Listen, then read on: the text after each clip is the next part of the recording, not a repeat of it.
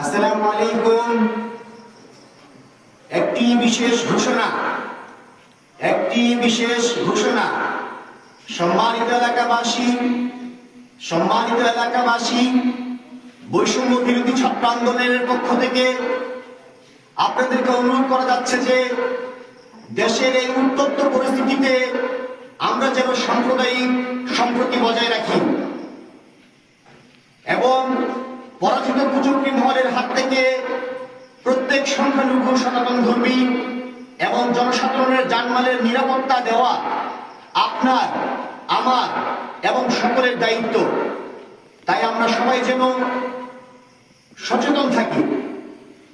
একটি বিশেষ ঘোষণা। সম্মানিত এলাকাবাসী, বৈষম্য বিরোধী ছাত্র আন্দোলনের পক্ষ থেকে